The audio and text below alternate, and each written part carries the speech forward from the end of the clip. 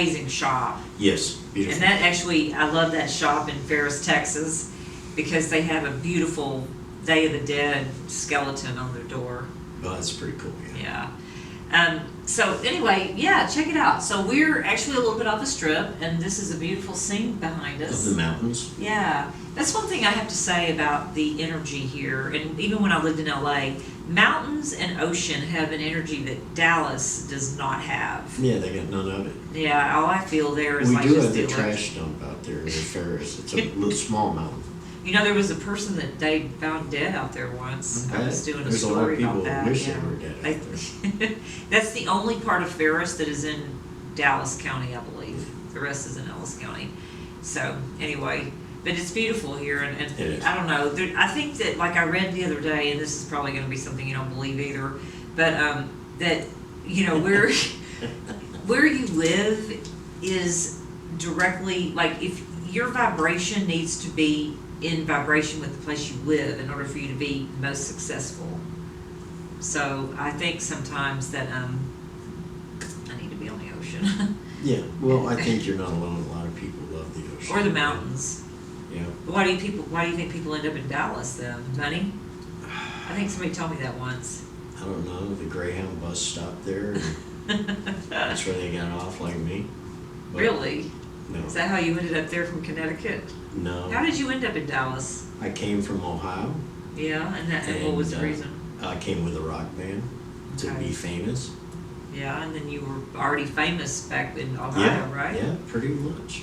And they were playing you on the radio all the time? Mhm. That was back when actually radios played good music and you didn't have to... Yeah. That was the good old days, wasn't it? I know. We lived in the best of times. Yeah.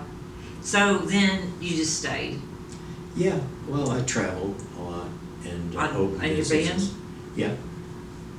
And opened businesses and that's... Open businesses. So Terrence here had, this was when I was gone from Dallas, but you had a big concert venue, I believe, and you had Bob Dylan and that's Crowded Crows. Counting Crows, Black Oh. Crows, Sex Pistol, Eric Johnson, Joe Satriani. And you owned it.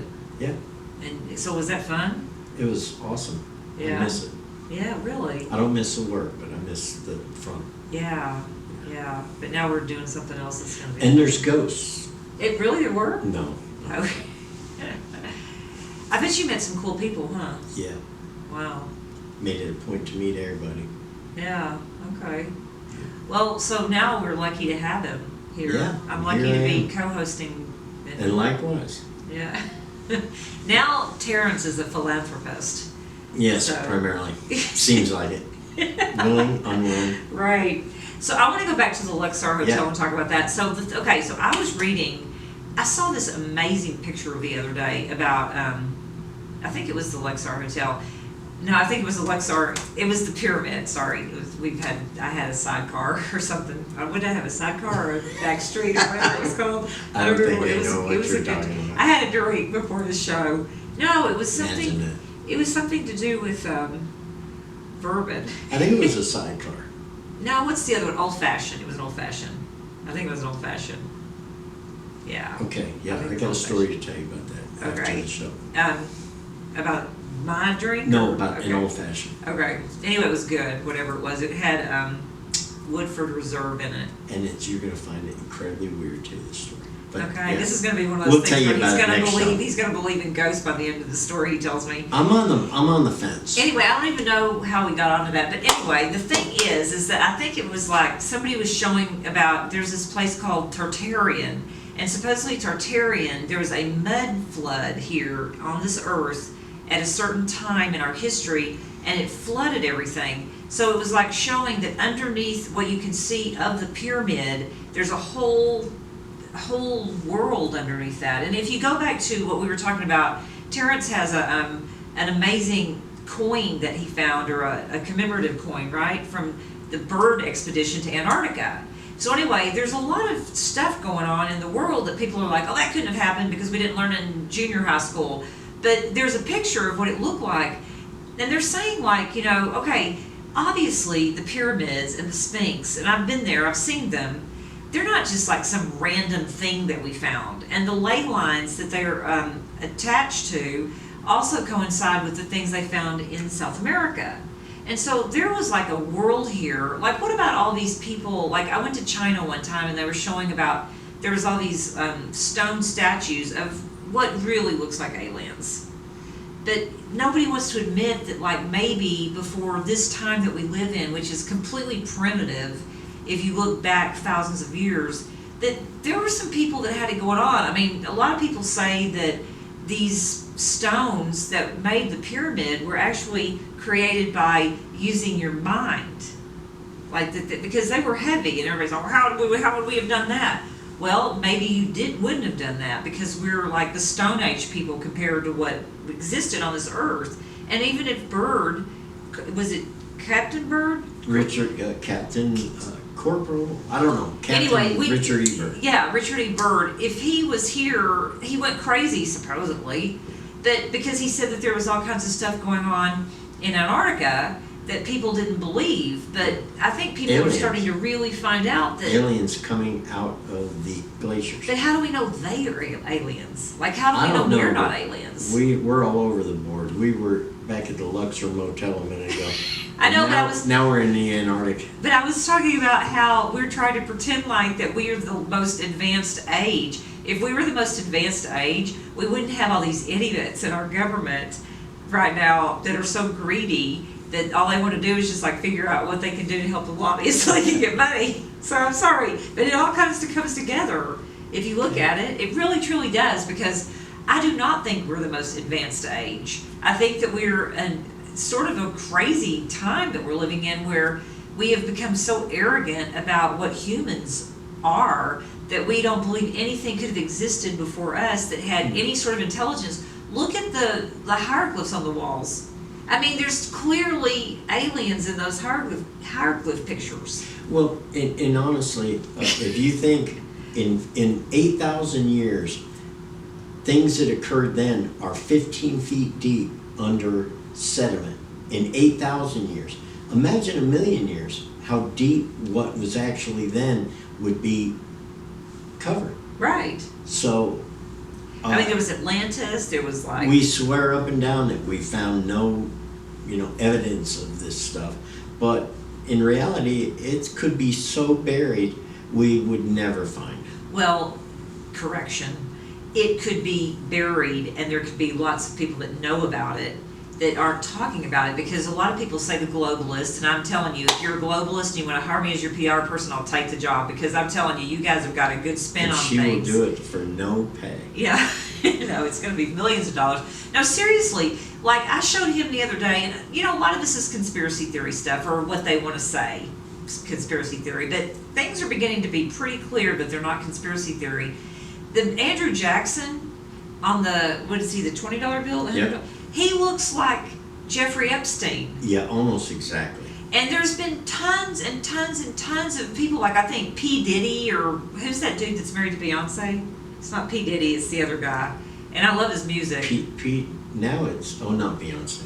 You know who I'm talking. Anyway, it's one of the really good, well-known, I don't know if I would call it rapper, but he's cool. I mean, I like his stuff. He did that New York. Sing one more of it, son. I have no idea.